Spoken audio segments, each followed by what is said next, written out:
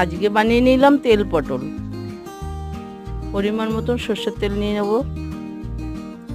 তেল গরম হলে পটলগুলি দিয়ে দেব।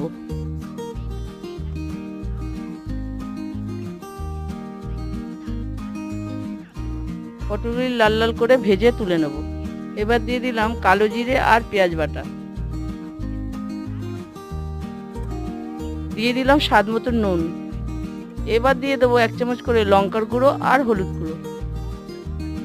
সামান্য জল দিয়ে কষিয়ে নেব। স্বাদ মতন চিনি দিয়ে দিলাম। দিয়ে দিলাম 1 চামচ জিরের গুঁড়ো আর টমেটো সস।